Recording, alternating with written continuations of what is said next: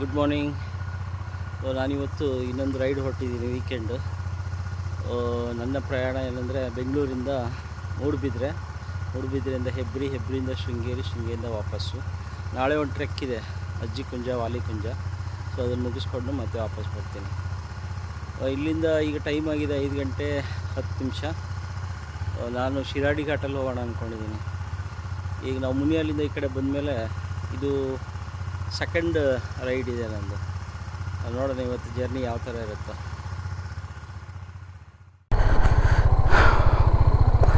ಮನೆಯಿಂದ ಹೊರಟೆ, ಇವಾಗ ಟೈಮ್ ಆಗಿದೆ ಎಕ್ಸಾಕ್ಟ್ಲಿ 5:17. ಸೊ 5 ಕಾಲು ಲೆಕ್ಕ. ನನ್ನ ಲಾಸ್ಟ್ ರೈಡು ಆಗಸ್ಟಲ್ಲಿ ಮಾಡಿದ್ದೆ. ನಾವು ಮುನಿಯಲ್ಲಿಂದ ಬೆಂಗಳೂರಿಗೆ ಬಂದಮೇಲೆ ಒಂದು ಸಾರಿ ಹೋಗಿ ಬಂದೆ. ಸೊ ಅದಾದಮೇಲೆ ಇದೆ ಆಲ್ಮೋಸ್ಟ್ ಒಂದು 2 ತಿಂಗಳು ಗ್ಯಾಪ್ ಆಯಿತು. ಇಲ್ಲೇ ಲೋಕಲೆಲ್ಲ ಸ್ವಲ್ಪ ಓಡಾಡಿದ್ದೆ, but long ride after 3 months. ನನ್ನ ಪ್ರಯಾಣ ಇವತ್ತೇನೆಂದರೆ ಸುಮ್ಮನೆ ಹಂಗೆ ಕ್ಯಾಶುವಲಾಗಿ ನಾನು ನನ್ನ ಗೆಳೆಯ ಸುಧಾಕರ್ ಏನು ಮಾಡೋಣ ಅಂದಾಗ, ನಮ್ಮದು ಇನ್ನೊಬ್ಬರು ಗೆಳೆಯರು ಪ್ರಶಾಂತ್ ಅಂತ, ಅವರು ಅಜ್ಜಿ ಕುಂಜ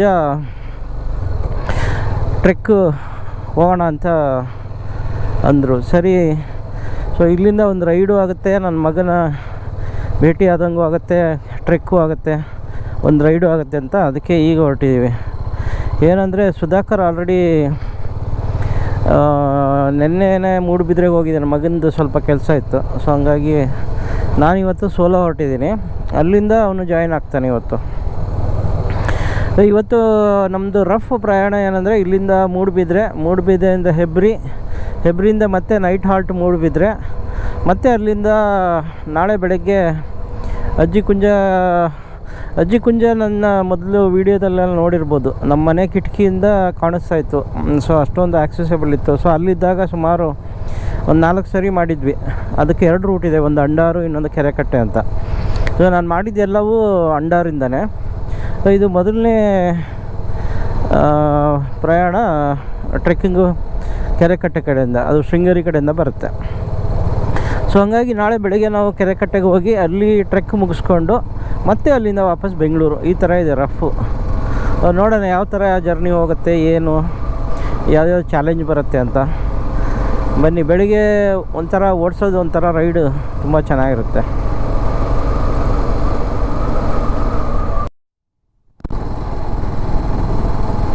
ಜೈ ಆಂಜನೇಯ.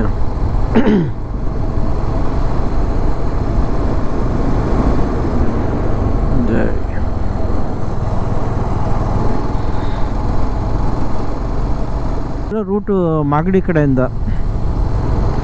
ಏನಂದರೆ ನಮ್ಮ ಮನೆ ಕಡೆಯಿಂದ ಇದು ಸ್ವಲ್ಪ ಈಸಿ ಆಕ್ಸೆಸಬಲ್ಲು. ಪ್ಲಸ್ಟು ಈ ಲಾಂಗ್ ವೀಕೆಂಡ್ ಏನಾಗ್ಬಿಡುತ್ತೆ, ನೈಸ್ ರೋಡ್ ಆಗಲಿ ಅಲ್ಲಿ ಮುಂದೆ ಹೋದರೆ ಫುಲ್ಲು ಜಾಮ್ ಇರುತ್ತೆ. ಸೊ ಹಾಗಾಗಿ ಯಾವಾಗಲೂ ನಾವು ಲಾಂಗ್ ವೀಕೆಂಡು ಅಥವಾ ವೀಕೆಂಡ್ ಇದ್ದರೆ ಈ ರೋಡ್ ಸ್ವಲ್ಪ ಅಲ್ಲಿ ಕೆಲಸ ತುಂಬ ನಡೀತಾ ಇದೆ, ಸ್ಲೋ ಹೋಗ್ಬೋದು. ಬಟ್ ಆ ಕಡೆ ಅಷ್ಟು ಟ್ರಾಫಿಕ್ ಜಾಮ್ ಹಿಂಸೆ ಇರೋಲ್ಲ ಇಲ್ಲಿ. ನಾವು ಮಾಗಡಿ ಬಂತು, ಟೈಮ್ ಆಗಿದೆ 6:16, ಎಕ್ಸಾಕ್ಟ್ಲಿ 1 ಅವರ್ ಆಯಿತು. ಸ್ಪೀಡ್ ಅಷ್ಟು ಆಗಲಿಲ್ಲ, ಬಟ್ ಯಾಕಂದರೆ road repair plus rural road ಇದು. ಸೊ ಹಂಗಾಗಿ ಸ್ವಲ್ಪ ಸ್ಲೋ ಆಗುತ್ತೆ. ಆಮೇಲೆ ಚಳಿ ಇದೆ, ಮಂಜಿದೆ, ಆರಾಮಾಗಿ ನಿಧಾನಕ್ಕೆ ಹೋಗ್ತಾಯಿದ್ದೀನಿ. ಒಂದು ಸರಿ ಹೈವೇ ಕನೆಕ್ಟ್ ಆದರೆ ನೋಡ್ಬೇಕು ಅಲ್ಲಿ ಟ್ರಾಫಿಕ್ ಹೆಂಗಿರುತ್ತೋ ಅಂತ. ಸೊ ಅಲ್ಲಿಂದ ಸ್ವಲ್ಪ ಫಾಸ್ಟ್ ಹೋಗ್ಬೋದು, ಅಪ್ ಟು ಸಕಲೇಶ್ಪುರದವರೆಗೂ ಫಾಸ್ಟ್ ಹೋಗ್ಬೋದು. ಅಲ್ಲಿಂದ ಮತ್ತೆ ಮಾಮೂಲು ಶಿರಾಡಿ ಘಾಟ್. ಇವತ್ತು ನನ್ನ ಪ್ರಯಾಣ ಶಿರಾಡಿ ಘಾಟು. ಸ್ವಲ್ಪ ಜಾಸ್ತಿ ದಿವಸ ಆಯಿತು ಶಿರಾಡಿ ಕಡೆ ಹೋಗಿ. ಸೊ ಹಂಗಾಗಿ ಶಿರಾಡಿ ಕಡೆಯಿಂದ ಹೊರಟಿದ್ದೀನಿ. ಮಾಗಡಿಯಿಂದ ಕುಣಿಗಲ್ ರೋಡ್ ಚೆನ್ನಾಗಿದೆ, ಸಿಂಗಲ್ ರೋಡ್ ಇದ್ದರೂ ಕೂಡ ನೀಟಾಗಿದೆ, ಬೇಗ ಹೋಗ್ಬಿಡ್ತೀವಿ. ಅಲ್ಲಿಂದನೇ ಸ್ವಲ್ಪ ಆ ಕಡೆ ಮಾಗಡಿಯಿಂದ ಆ ಕಡೆ ತಾವರೆಕೆರೆ ಆ ರೋಡು ಕನ್ಸ್ಟ್ರಕ್ಷನ್ ನಡೀತಾ ಇರೋದ್ರಿಂದ ಸ್ವಲ್ಪ ಸ್ಲೋ ಆಗುತ್ತೆ. ಇದು ಚೆನ್ನಾಗಿದೆ, ಒಂಥರ ಒಳ್ಳೆ ಬೆಳಗಿಂದ ವೈಬ್ ಚೆನ್ನಾಗಿದೆ. ಫುಲ್ ಎಲ್ಲ ಕಡೆ ಮಂಜು, ಚಳಿ ಭಯಂಕರ ಇದೆ, ಚಳಿ. ಪೆಟ್ರೋಲ್ ಒಂದು ಹಾಕ್ಸ್ಬೇಕು, ಕಡಿಮೆ ಇದೆ. ಇಲ್ಲಿ ಮುಂದೆ ಒಂದು ನಯಾರ ಅಂತ ಲಾಸ್ಟ್ ಟೈಮ್ ನಾವು ಹೋದ ತಿಂಗಳು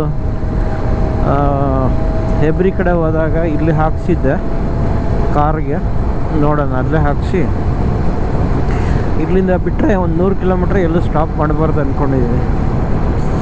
ನೋಡೋಣ. ಸನ್ರೈಸ್ ನೋಡಿ ಎಷ್ಟು ಚೆನ್ನಾಗಿ ಬರ್ತಾಯಿದೆ. ಸೂರ್ಯ ಫುಲ್ ಕೆಂಪುಗೆ ಮಂಜಲ್ಲಿ ನೀಟಾಗಿ ಬರ್ತಾಯಿದೆ. ಸೊ ಸನ್ರೈಸ್ ನೋಡ್ದಂಗೂ ಆಯಿತು, ಪೆಟ್ರೋಲ್ ಹಾಕ್ಸ್ದಂಗೆ ಆಯಿತು. ಚೆನ್ನಾಗಿದೆ, ಇದು ಒಂಥರ ಹೊಸ ಪೆಟ್ರೋಲ್ ಬಂಕು ಚೆನ್ನಾಗಿದೆ. ಸೊ ಇಲ್ಲಿಂದ ಹೊರಟ್ರೆ ಇನ್ನೊಂದು 100 ಕಿಲೋಮೀಟ್ರ್.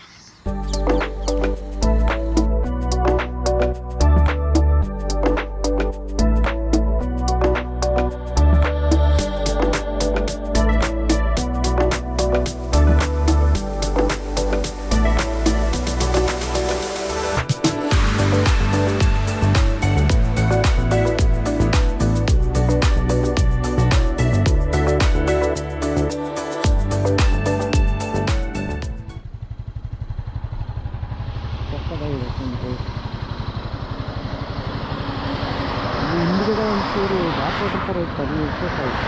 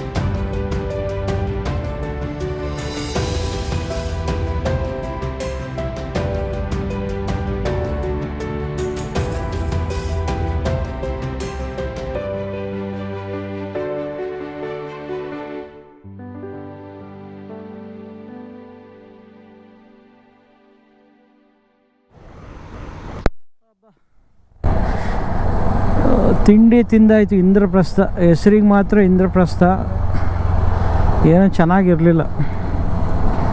ತಿಂಡಿ ತಿನ್ಕೊಂಡು ಆಲ್ಮೋಸ್ಟ್ ಒಂದು 40 ನಿಮಿಷ ಆಯ್ತು ನನ್ನ ಬ್ರೇಕಿಲ್ಲಿ. ಮನೆ ಬಿಟ್ಟವನು ಪೆಟ್ರೋಲ್ ಹಾಕ್ಸೋಳಕ್ಕೆ ನಿಂತಿದ್ದೆ, ಅಲ್ಲಿಂದ ಹೊರಟವನು ಎಲ್ಲೂ ನಿಂತಿರಲಿಲ್ಲ. ಸೊ ರಿಲ್ಯಾಕ್ಸಾಗಿ ತಿಂಡಿ ಮುಗಿಸ್ಕೊಂಡು ಈಗ ಮತ್ತೆ ಮುಂದೆ ಹೊರಟಿದ್ದೀನಿ. ಟೈಮ್ ಆಗಿದೆ 8:40, 40 ನಿಮಿಷ, 8 ಗಂಟೆ ಆಗಿತ್ತು ಇಲ್ಲಿ ಬಂದಾಗ. ಸೊ ಈ ನನ್ನ ಹಾಸನ, ಬೆಂಗಳೂರು, ಮುನಿಯಾಲು ಆಲ್ಮೋಸ್ಟ್ 10 ವರ್ಷ ಸತತವಾಗಿ ಓಡಾಡಿದ್ದಾಯಿತು. ಬೈಕಲ್ಲಿ ಎಷ್ಟು ಸರಿ ಹೋಗಿದ್ದು ಬಂದಿದ್ದು ಲೆಕ್ಕ ಇಲ್ಲ. ಆನ್ ಆ್ಯಂಡ್ ಆ್ಯಾವ್ರೇಜ್ ಒಂದು ವರ್ಷಕ್ಕೆ ಒಂದು 5 ಸರಿ ಆದರೂ ಮಾಡಿದ್ದೀನಿ ಆನ್ ಆ್ಯಂಡ್ ಆ್ಯಾವ್ರೇಜ್. ಇದೇ ವರ್ಷದಲ್ಲಿ ಇದು ನಂದು 6ನೇದು 7ನೇದು ಇರಬೇಕು.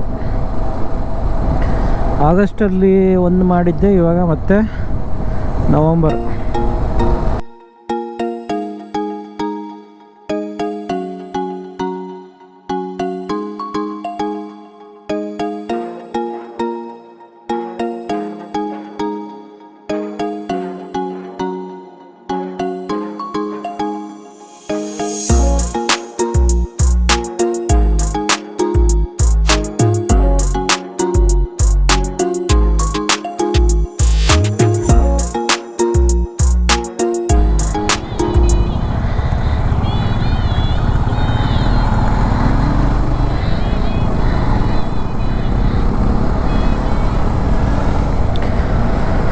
ಹಾಸನ್ ಬೈಪಾಸ್ ಟೈಮ್ ಆಗಿದೆ 9 ಗಂಟೆ. ಅಲ್ಲಿ ತಿಂಡಿ ತಿಂದು ಹೊರಟ ಮೇಲೆ ಏನು ಒಂದು 20 ನಿಮಿಷ, ಅಂದರೆ 20 ಕಿಲೋಮೀಟ್ರ್ ಇತ್ತು ಅಷ್ಟೆ. ಚಳಿ ಇನ್ನೂ ಸ್ವಲ್ಪ ಇದೆ, ರೈಡ್ ನಡೀತಾ ಇದೆ.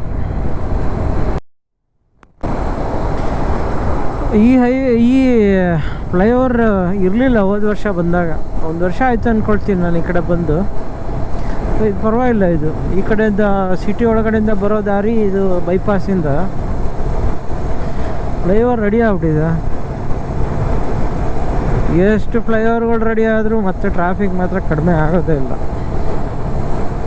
ಚೆನ್ನಾಗಿದೆ ಇದು. Toll road start.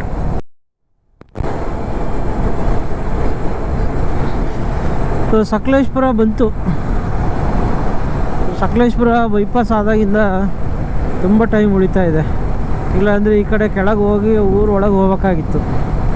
ಈ ಬೈಪಾಸ್ ಶುರು ಆಗಿ ಆಯಿತು ಒಂದೂವರೆ ವರ್ಷ 2 ವರ್ಷ ಆಗ್ತಾ ಬಂತು ಅಂತ ಕಾಣುತ್ತೆ.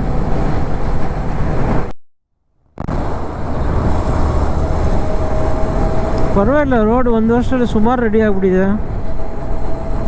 ಇಲ್ಲೆಲ್ಲ ಅವಾಗ ತುಂಬ ಕೆಟ್ಟೋಗಿತ್ತು ರೋಡ್. ಇಲ್ಲಿ ದೋಣಿಗಾಲ್ ನೋಡಿ, ಎಲ್ಲ ಕಾರಿಡಾರ್ ಥರ ಎಲ್ಲ ರೆಡಿ ಆಗಿಬಿಟ್ಟಿದೆ. ಅಂದರೆ ಇನ್ನೇನು ಸ್ವಲ್ಪ ಇರ್ಬೋದಾ ಅಂತ. ಇಲ್ಲಿ ಮುಂದೆ ಇವಾಗ ಇದು ಬರುತ್ತೆ, ಯಾವುದದು, ಮಂಜಿರಾಬಾದ್ ಕೋಟೆ. ಓ, ಅವಾಗ ಹಿಂಗೆ ಸುತ್ತಾಕೊಂಬರ್ತಿದ್ವಿ. ಇದು ರೆಡಿ ಆಗಿಬಿಟ್ಟಿದೆ. ಓ, ಏನು ಧೂಳು ಎಬ್ಬಿಸ್ತಾವನಲ್ಲಪ್ಪ. ಓಹೋ, ಸೊ ಆಲ್ಮೋಸ್ಟ್ ನೋಡ್ಬೇಕು. ಇಲ್ಲಿಂದ ಒಂದು 5-6 ಕಿಲೋಮೀಟ್ರ್ ಏನೋ ಶುರು ಆಗುತ್ತೆ ಶಿರಾಡಿ ಘಾಟು. ಅಲ್ಲಿವರೆಗಂತೂ ತುಂಬ ಕೆಟ್ಟೋಗಿತ್ತು ಅವಾಗ. ಒನ್ಸ್ ಅಪಾನ್ ಎ ಟೈಮ್ ಅಂದರೆ ಹೋದ ವರ್ಷ. ಪರವಾಗಿಲ್ಲ, ಶಿರಾಡಿ ಘಾಟು ತುಂಬ ಸುಧಾರಿಸ್ಬಿಟ್ಟಿದೆ. ಆಲ್ಮೋಸ್ಟ್ ಎಲ್ಲ ಚೆನ್ನಾಗಿ ರೆಡಿ ಆಗಿದೆ. ಅಪ್ಪ, ಹೋದ ವರ್ಷ ನೆನೆಸ್ಕೊಂಡ್ರೆ ನಾನು ಹಂಗೂ ರಿಸ್ಕ್ ತೊಗೊಳೋದು ಬೇಡ, ಚಾರ್ಮಿಡಿಯಲ್ಲಿ ಹೋಗೋಣ ಅಂದ್ಕೊಂಡೆ. ಆದರೂ ಅದು ಯಾಕೋ ತುಂಬ ದಿವಸ ಆಯಿತು. ಸರಿ, ಹೆಂಗೂ ಅರ್ಜೆಂಟ್ ಏನಿಲ್ಲ, ರಿಲ್ಯಾಕ್ಸಾಗಿ ಹೋಗೋದಿದೆ ಅಂತ ಹೇಳ್ಬಿಟ್ಟು ಹೊರಟಿದ್ದೀನಿ. ಸೊ ಇಲ್ಲೆಲ್ಲ ತುಂಬ ರೋಡು ತುಂಬ ಕೆಟ್ಟದಾಗಿತ್ತು. ಏನು ಇಷ್ಟು ಬೇಗ ಮಾಡಿಬಿಟ್ಟಿದ್ದಾರೆ. ಮಳೆಗಾಲದಲ್ಲಿ ತುಂಬ ಪ್ರಾಬ್ಲಮ್ ಆಗುತ್ತೆ ಅಂತ ಹೇಳ್ಬಿಟ್ಟು ಅದಕ್ಕೆ ಒಂದು ಸ್ವಲ್ಪ ಫಾಸ್ಟ್ ಆಗಿದೆಯೇನಪ್ಪ ಕೆಲಸ. ನೋಡಿ, ಎಲ್ಲ ರೆಡಿಯಾಗಿದೆ. ಇನ್ನೇನೆಲ್ಲ ಪೇಂಟಿಂಗ್ ಮಾಡ್ತಾಯಿದ್ದಾರೆ ಅಷ್ಟೇ, ಫೈನಲ್ ಟಚಪ್ಪು. ಪೇಂಟಿಂಗ್ ಎಲ್ಲ ಆಗೋಯ್ತು ಅಂದರೆ ಮುಗೀತಷ್ಟೆ. ಶಿರಾಡಿ ಘಾಟ್ ಶುರು ಆಯಿತು. ಇವಾಗ ಏನೇನೂ ಕಷ್ಟ ಆಗಲಿಲ್ಲ, ತುಂಬ ಚೆನ್ನಾಗಿತ್ತು ಅದು. ಸಕಲೇಶ್ಪುರದಿಂದ ಘಾಟ್ ಶುರು ಆಗೋವರೆಗೂ ಚೆನ್ನಾಗಿತ್ತು, ಹೊಸ ರೋಡು.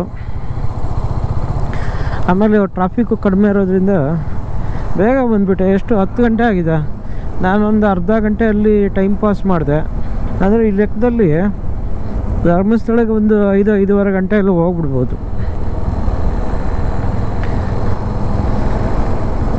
ಗುಡ್. ಘಾಟಿನೂ ಎಲ್ಲ ಖಾಲಿ ಇದೆ.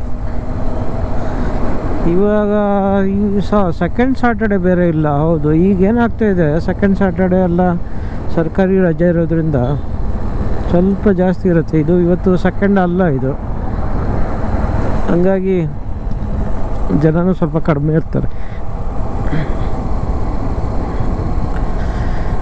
ಇಲ್ಲಿಂದ ಇನ್ನೂ ಒಂದು 120 ಇರಬೇಕೇನೋ. 10 ಗಂಟೆ ಅಂದರೆ ಈ ಲೆಕ್ಕದಲ್ಲಿ ಬೇಗನೆ ಹೋಗ್ಬಿಡ್ತೀನಿ.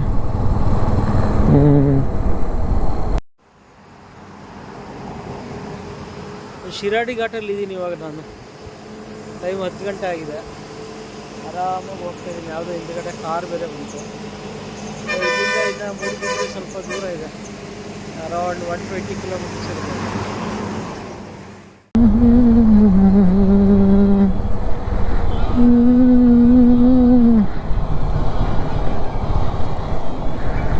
हमको सुनहरा मिल गया है जिंदगी है जिंदगी.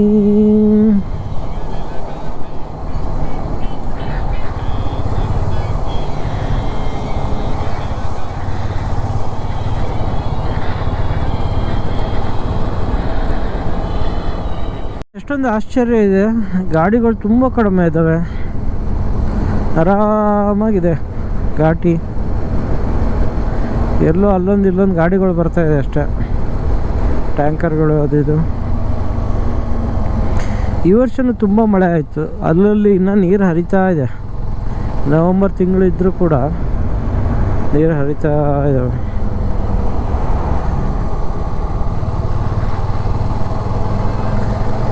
ಗಾಡಿಗಳೆಲ್ಲ ತುಂಬ ಅಲ್ಲಲ್ಲಿ ಕೆಟ್ಟೋಗಿ ನಿಂತ್ಕೊಂಡಿದ್ದಾವೆ. Tyre works.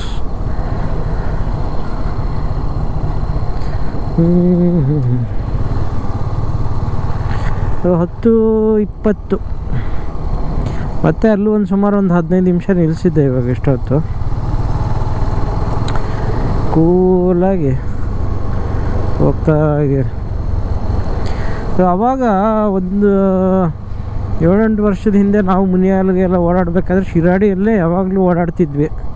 ಆವಾಗ ರೋಡ್ ಚೆನ್ನಾಗಿತ್ತು, ಆಮೇಲೆ ಬೇಗ ಹೋಗ್ಬಿಡ್ತಿದ್ವಿ. ಬಟ್ ಇತ್ತೀಚೆಗೆ ರೋಡ್ ಅದು ಕನ್ಸ್ಟ್ರಕ್ಷನ್ ಶುರು ಆಗಿ ಫುಲ್ಲು ಎಲ್ಲ ಹಾಳಾಗಿಬಿಟ್ಟು ಒಂದು 3 ವರ್ಷದಿಂದ ನಾವು ಶಿವಮೊಗ್ಗ ಕಡೆಯಿಂದನೇ ಹೋಗ್ತಿದ್ವಿ. ರೋಡ್ ಇವಾಗ ಚೆನ್ನಾಗಿರೋದ್ರಿಂದ ಏನೋ ಕಷ್ಟ ಅನ್ನಿಸ್ತಾ ಇಲ್ಲ. ಬಟ್ ಏನಂದರೆ ಲಾಂಗ್ ವೀಕೆಂಡು, ಹಬ್ಬದ ಟೈಮಲ್ಲಿ ಘಾಟಿ ರಶ್ ಇರುತ್ತೆ.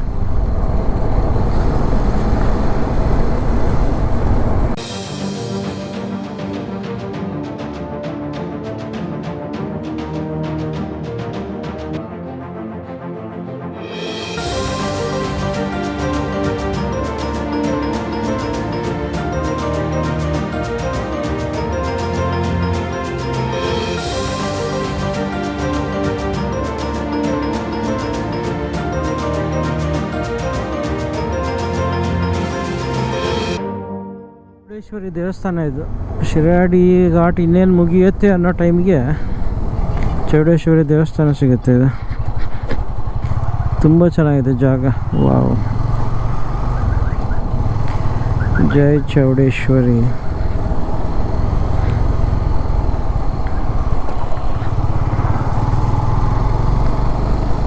ಹಿಂಗಿರ್ಬೇಕು ರೋಡ್, ಖಾಲಿ ಓಡ್ಸೋಕ್ಕೆ ಚೆನ್ನಾಗಿ ಮಜಾ ಬರುತ್ತೆ. ಆರಾಮಾಗಿ ಹೋಗ್ತಾ ಇದೆ.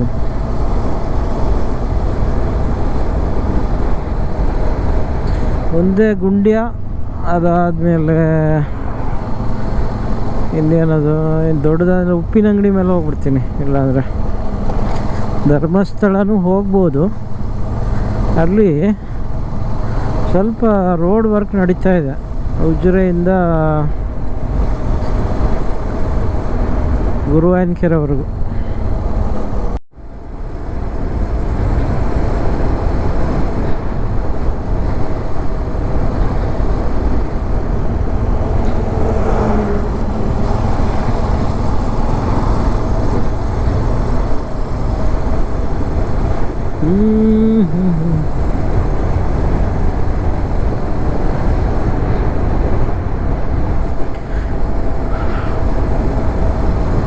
ಗುಂಡ್ಯ ಬಂತು. ಗುಂಡ್ಯದಿಂದ ಈ ಕಡೆ ಕುಕ್ಕೆ ಸುಬ್ರಹ್ಮಣ್ಯ ಎಷ್ಟು 22 ಕಿಲೋಮೀಟ್ರ್, ಧರ್ಮಸ್ಥಳ 39. ಸೊ ಇಲ್ಲಿಂದ ಡಿವಿಯೇಷನ್ ತಗೋದು. ಸೊ ಈ ಗುಂಡ್ಯದಲ್ಲಿ ನಾವು 2-3 ಟ್ರೆಕ್ ಮಾಡಿದ್ವಿ. ಮುಗಿಲಗಿರಿ, ವೆಂಕಟಗಿರಿ ಮತ್ತು ಇನ್ನೊಂದು ಯಾವುದೋ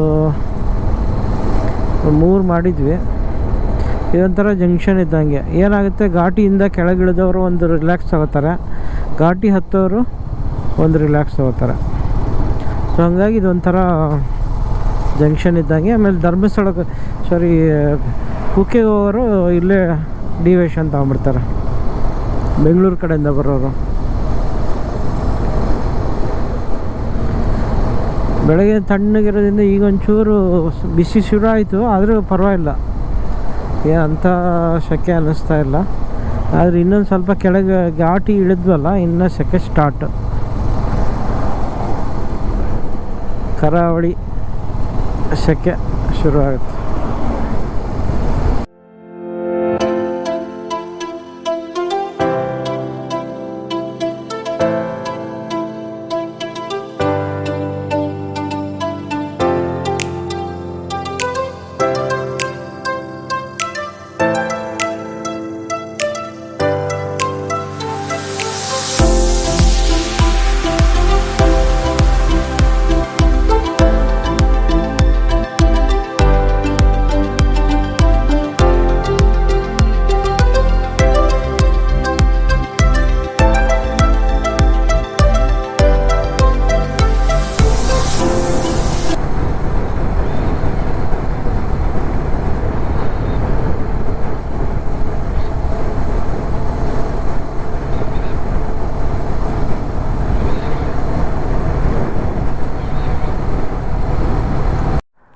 ಚಿಕ್ಕ ಬ್ರೇಕ್ ಕೊಟ್ಟೆ, ಯಾಕಂದರೆ ಕಂಟಿನ್ಯೂ ಆಗಿ ಬರ್ತಾಯಿದ್ದೆ ತಿಂಡಿ ತಿಂದಾದ್ಮೇಲೆ. ಅಲ್ಲಿ ಶಿರಾಡಿಯಲ್ಲಿ ಒಂದೆರಡು ಕಡೆ ಫೋಟೋಗ್ರಫಿಗೆ ನಿಲ್ಲಿಸಿದ್ದೆ, ಬಟ್ ಯಾಕೋ ಸ್ವಲ್ಪ ಬಿಸಿ ಜಾಸ್ತಿ ಆಯಿತು. ಒಂದು ಜ್ಯೂಸ್ ಕುಡಿದ್ಬಿಟ್ಟು ಇನ್ನು ಇಲ್ಲಿಂದ 1 hour 30 minutes 62 ಕಿಲೋಮೀಟ್ರು, 1.5 ಗಂಟೆ ತೋರಿಸ್ತಾ ಇದೆ. ಒಂಥರ ರಿಲ್ಯಾಕ್ಸ್ ರೈಡ್ ಇದೆ, ಏನಂತ ಅರ್ಜೆಂಟ್ ಮಾಡ್ತಾಯಿಲ್ಲ, ಹಂಗಾಗಿ ಆರಾಮಾಗಿ ಹೋಗ್ತಾ ಇದ್ದೀನಿ.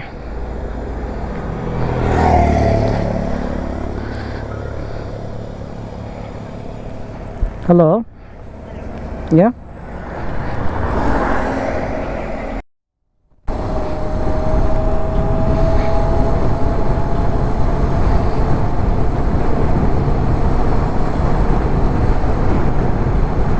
ಬಯಕೆ ಶುರುವಾಗಿದೆ.